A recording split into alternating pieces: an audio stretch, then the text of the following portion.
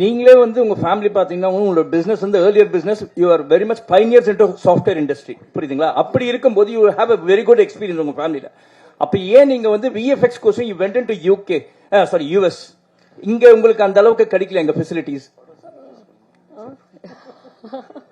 இல்ல sir, Meena Lola வந்து is the best in the world for இந்த பர்டிகுலர் டெக்னாலஜிக்கு they are the best.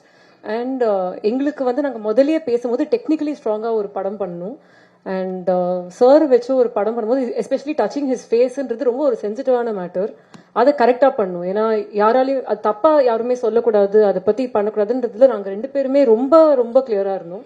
So அப்போ யார் பெஸ்ட் இன் த வேர்ல்டுன்னு பார்க்கும்போது we went to the US. எல்லா கம்பெனிஸையும் மீட் பண்ணிட்டு அவங்க என்னெல்லாம் பண்ணியிருக்காங்க, என்ன ஒர்க் பண்ணிருக்காங்கன்னு பார்த்து இங்க அந்த டெக்னாலஜி இன்னும் வரல.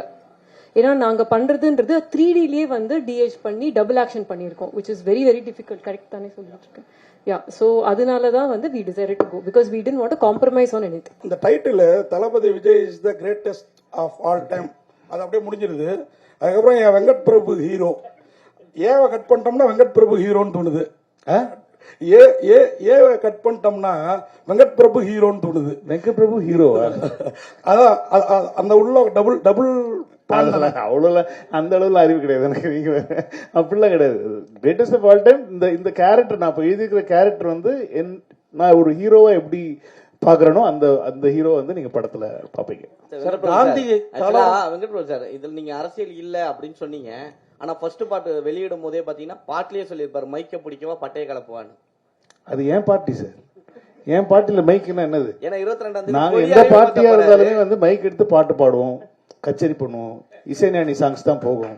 அதை நான் மங்காத்தாலே சொல்லிப்பேன், மப்பானாலே இசைஞானி பாட்டு தான் ஞாபகம் வருதுன்னு சொல்லி மங்காத்தாலே சொல்லிப்பேன். நீங்க எல்லாமே தப்பு தப்பா எடுத்துக்கிறீங்க. 22ஆம் கொடி அறிமுகப்படுத்த போறாருன்னு சொல்லி தகவல் போயிருக்கு.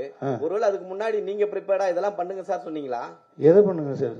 அரசியலுக்கான அவருக்கு எனக்கு அரசியல் ஸ்பெல்லிங்கே தெரியாது, அது அவருக்கு நல்லா தெரியும். நீங்க வேற, நான் அந்த பாட்டை திரும்ப கேளுங்க. இப்ப வெங்கட் பிரபு பார்ட்டியா கேட்க உங்களுக்கு. மோகன் சாரை வந்து எப்பவுமே வந்து ஒரு ஹீரோவா பார்த்திருப்பாங்க, நீங்க எப்படி வில்லனா பார்த்தீங்க?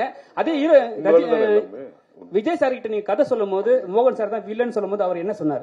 ரொம்ப ஹாப்பியா இருந்தாரு, ரொம்ப ஹாப்பியா இருந்தாரு. ஏன்னா ஒருத்தர் அவங்க பண்ண யூஸ்வல் கேரக்டர்ல இருந்து கொஞ்சம் வேற மாதிரி காட்டினா அது வந்து கொஞ்சம் ஆடியன்ஸுக்கு புதுசா இருக்குமே அப்படிங்கறது தான் ஐடியா, தவிர வேற எதுவும் ஐடியா இல்லை. அதனாலதான் மோகன் சார் ட்ரை பண்ணோம். வெங்கட் சார், இப்ப படம் கமர்ஷியலாவும் நல்லா வந்திருக்குன்னு, கண்டென்ட்டாவும் நல்லா இருக்குன்னு சொன்னீங்க. அப்ப அந்த கண்டென்ட்னா என்ன இருக்கு? கண்டென்ட்டுக்குள்ள அரசியல் சார்ந்த விஷயங்கள் பேசிருக்கீங்களா, இருக்கா? இல்ல அது இல்லாத பட்சத்துல உங்களை வந்து வைக்க சொல்லி வற்புறுத்தினாரா விஜய்? இல்ல இந்த அவர் அதெல்லாம் ஒண்ணுமே பண்ண மாட்டாரு. அவர் அது வந்து இது எனக்கு இது வேணும், இந்த மாதிரி இடத்துல இது வேணும், இந்த பஞ்ச் டைலாக் வேணும் அப்படிலாம் சொல்லி அவரு எந்த இடத்துலயுமே வந்து அவரு சொன்னதே கிடையாது. அது விஜய் சாரே இல்ல. அப்படிலாம் ஒரு கமர்ஷியல் படம் தான் இந்த படம், வந்து அரசியல் படம் கிடையாது. அவரும் வந்து இந்த இடத்துல அதுக்கு அரசியல் பேசணும் அப்படிங்கிற எந்த இடமும் அவரு சொல்லல. இப்போ நீங்க வந்து படத்துல பார்க்கும்போது சில டைலாக்ஸ் எல்லாம் பார்க்கும்போது இது வந்து நீங்க அரசியலுக்காக எழுதின டைலாகா அப்படிங்கிற மாதிரிலாம் யோசிக்கலாம். பட் ஆனா அது வந்து படத்தோட வர டைலாக்ஸ். இப்போ நீங்க பாக்குறதுனால அது உங்களுக்கு வந்து அது வேற வேற மாதிரி தோணலாம். பட் ஆனா விஜய் சார் என்னைக்குமே ஐ திங்க் யார்கிட்டயுமே அவர் சொன்னது இல்லைன்னு நினைக்கிறேன். அதுதான் விஜய் சார். செய்திகளை உடனுக்குடனும் துல்லியமாகவும் தெரிந்து கொள்ள சப்ஸ்கிரைப் பண்ணுங்க.